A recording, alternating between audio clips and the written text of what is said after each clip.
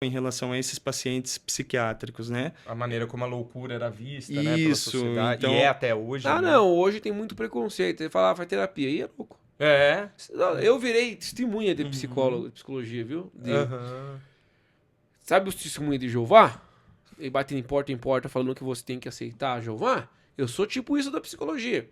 Porque a diferença que fez na minha vida foi muito grande.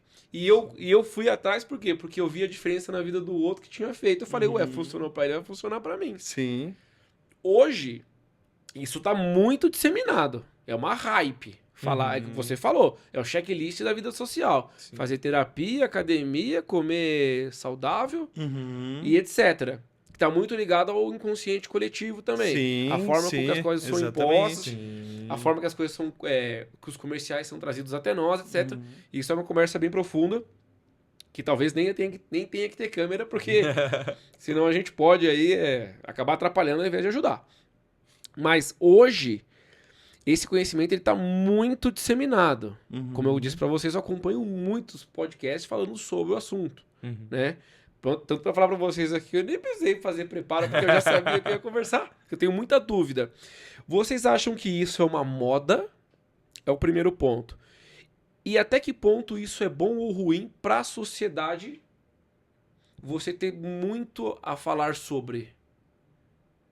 Por exemplo, a internet ela é democrática, ela deu voz a muita gente, Uhum. mas também deu voz a muita gente ruim. Sim. Sim. E até que ponto essa hype do tratamento do mental nosso pode ajudar ou atrapalhar a sociedade como efeito... Em relação à terapia, você diz? Em relação à terapia, em relação ao assunto ser tratado diariamente, toda hora, em todo momento, em todo lugar.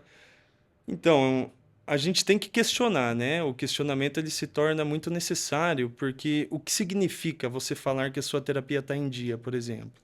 Você fala como um atestado de que você tem um equilíbrio mental, de Sou saudável. que você é saudável. Psiquicamente. Mas como que está sendo essa terapia? Você está sendo sincero? Você está falando aquilo que realmente você vive na sua vida? Ou você está montando um discurso hipotético só para falar para os outros que você faz em terapia? Então, um pouco da crítica é essa. Mas é justamente a crítica que levanta o questionamento. E o questionamento ele levanta essa discussão que a gente está tendo.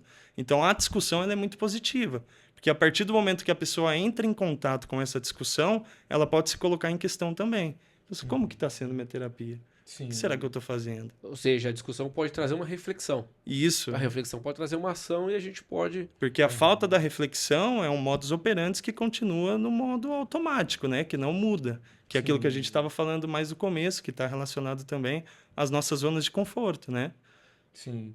Mas você tocou num ponto muito interessante também, Luiz, que é essa questão assim de que com a democratização da internet, né, e a maneira e o uso principalmente que as pessoas vêm fazendo da internet, se criou essa noção assim de que todo mundo tem algo a dizer sobre tudo. Né? Perfeito. Todo mundo tem algo a contribuir Perfeito. sobre tal assunto, Isso sobre mesmo. tal. E assim, eu acho que o efeito que isso vem tendo é justamente o efeito contrário, assim, na sociedade, né? Porque a gente precisa do silêncio, às vezes, também para se produzir ideias, para se produzir inovações, né? Então, a partir do momento em que existe essa saturação, né? Onde todo mundo se acha dono da verdade, todo mundo tem algo a falar sobre qualquer coisa, muitas vezes a gente está perdendo a capacidade de ouvir também.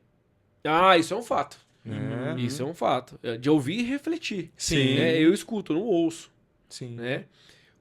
E eu falo isso porque eu fico preocupado, porque assim, por exemplo, se eu vejo alguém que manja muito de algum assunto, eu pergunto pra ele, cara, o que você costuma assistir? Qual que é a sua fonte de, por exemplo, o Eric? Vocês conhecem? Cara, o Eric, meu, é muito louco, né? Conversa, meu, a gente foi na reunião lá, ficou 6 horas, filho. E não acabava, era pra estar lá até agora. Mas por quê? Porque a gente vem trocando muita informação. E aí, quando chegou em determinado assunto, eu falei, cara, qual que é a sua fonte de informação sobre isso? Porque me faz sentido o que você tá falando, né? Tá falando sobre a guerra, né? Cara, eu sou uma pessoa que eu não assisto muito jornal. Eu não consumo muito notícia. Por quê? Porque isso me drena uma energia Também. que hoje tá colocada em outra coisa. Que são no meu trabalho, no crescimento da minha família, dos negócios, etc. Então eu fico muito alheio às coisas, né? Ah, é bom saber? Até seria, se isso não me atrapalhasse no meu rendimento. Sim. E atrapalha. E ele começou a me explicar a questão da guerra. Eu falei, cara, mas qual jornal que você assiste? Porque no jornal que eu assisto, o cara disse outra coisa. Aí ele falou, bom, a minha fonte é essa porque isso. Aí eu vou e busco. Mas, cara, na internet, o que você falou, João, meu, todo mundo tem uma opinião a dar sobre o Neymar. Você acha que vai pra Copa ou não? Espero que não. Tá, você acha que vai ou não? Opinião do João, se você fosse o técnico. Não. Segunda pergunta, você acha que o Ancelotti vai levar? Não. Você, Léo. Eu não tô muito por dentro Você do não futebol, curte, cara. Não... Você não curte futebol igual ele? Não, tava mais na plateia, né? Já. Se você parar pra ver, todo mundo tem uma opinião a dar. Todo mundo sabe. Lógico, você é consciente. Sim, sim. Você é psicólogo, então... Mas ainda mesmo sem participar muito por dentro, a minha resposta também seria não. Pelo Não. menos pra pergunta do Neymar. né? Pra você ter uma ideia, a gente tem um grupo do futebol nosso lá do PlayStation. A gente tava debatendo. Porque pra mim não faz sentido o Neymar ir pra Copa. Nessas condições, Na né, condição física que ele tá e o jogo... Ó, meu... Vamos voltar à psicologia já. Mas também faz parte, porque essa questão me incomoda muito. Todo mundo tem uma opinião sobre tudo. Da forma com que eu vejo que deve ser 1% do total real, eu não levaria. Por N motivos. E muitas pessoas levariam.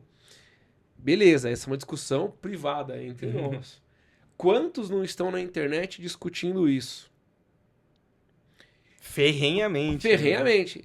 Cara, esse dia apareceu os caras saindo na porrada no UPA lá por causa do Bolsonaro e do Lula. Nossa, cara. Eu não sei quem ganhou a briga. Eu acho que os dois perderam. Eu ficaria muito triste se meus filhos me vissem numa situação daquela. Né? E aí, eu vejo que isso vem enchendo a nossa cabeça de coisa. Então a gente traz pra nossa mente muita informação que não necessariamente é necessária. Que não tem embasamento, muitas vezes. E aí eu tenho uma obesidade mental. Por quê? Eu trago tanta informação pra minha cabeça pra eu saber de tudo que eu não aplico nada. Sim. Isso é uma percepção minha ou isso é uma realidade no mundo aí fora? Cara, diria que é uma... Pelo menos a meu ver, assim, é algo generalizado que a gente vem É observando. uma realidade. Uma É um realidade. fenômeno que está sendo estudado, né? Qual que é o resultado da gente estar em contato com tantas informações sem ter o que fazer sobre elas? Exato. A guerra no Irã, por exemplo. O que a gente faz? Sabendo que os Estados Unidos foi lá e soltou um míssil em uma escola. O que a gente faz com essa informação? A gente não tem o que fazer com ela. Fora isso, tanto de outras informações que estão saindo, como o caso daquele Epstein lá dos Estados Unidos. Então, é muita coisa muito cruel que a gente tem contato. E aí a gente desliga e vai passar um café, fazer um pão com mortadela. E sabe que o que me incomoda mais? Quanto mais cruel, mais engajamento, mais prolifera. Sim.